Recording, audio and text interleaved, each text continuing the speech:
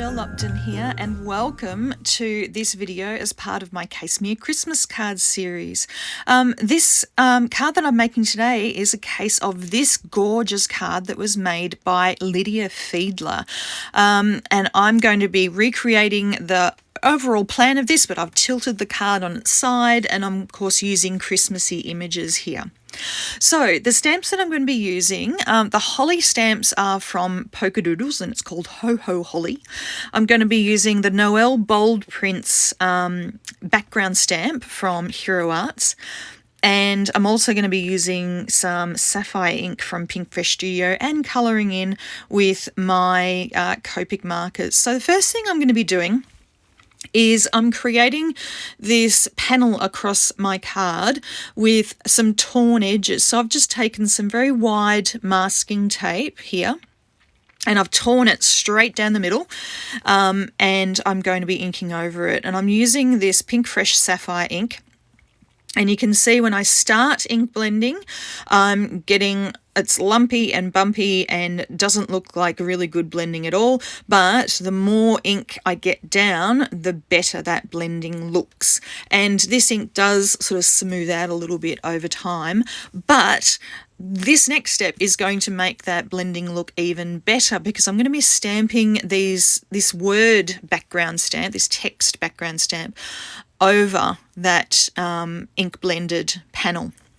So this background stamp from Hero Arts actually has the words to the Christmas carol, The First Noel.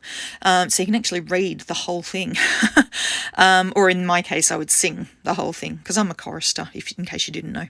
Anyway, so I've stamped that, and I made sure that I masked off the rest of the card, because I didn't want any of that black ink to go over my white part of the card.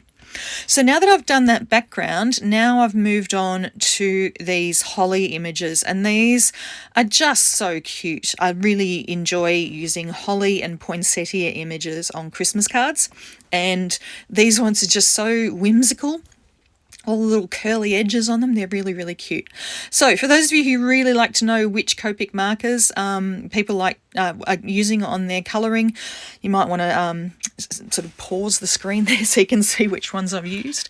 But I'm just doing some very, very simple Copic colouring here. I'm not trying to get a super duper blend.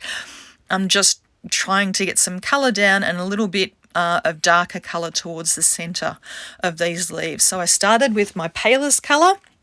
I'm now going sort of with a flicking motion around the middle of the leaves, and with the middle colour, and then with the darkest colour just over where the veins are drawn on these leaves.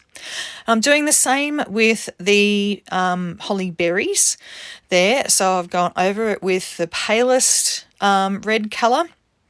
And then I'm just drawing sort of a C shape with the darkest red colour. I really need to clean out the lid of that one. It's a bit messy. And then I'm going in with the medium one to sort of blend between the darkest and the palest there. All right, so that's done.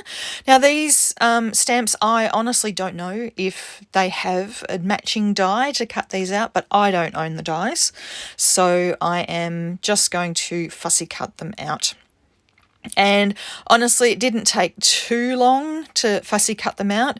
I wouldn't choose to do this if I was going to be making a heap of these cards. If I was doing a production line, I really wouldn't want to be fussy cutting anything if I was doing this in a production line.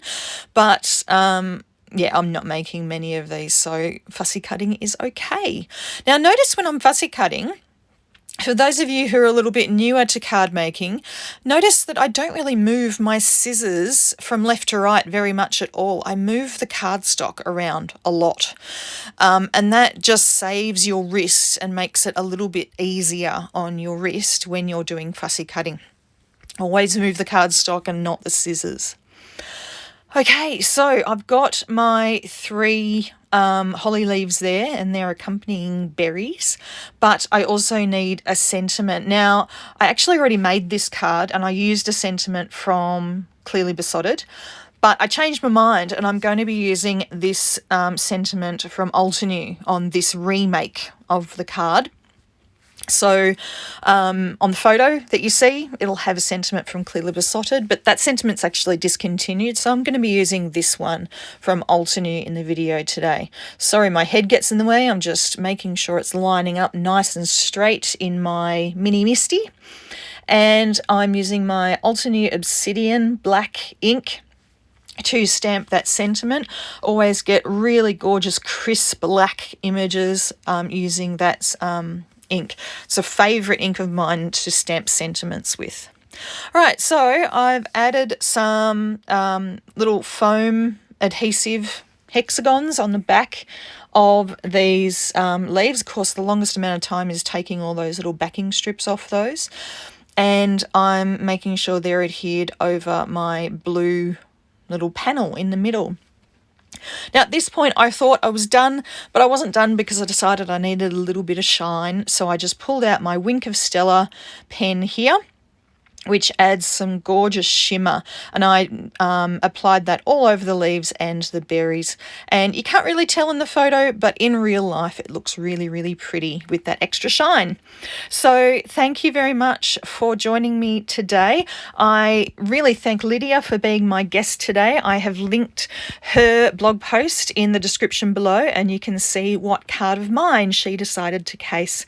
So thank you, Lydia, for joining me, and I hope to see you again next time. Bye.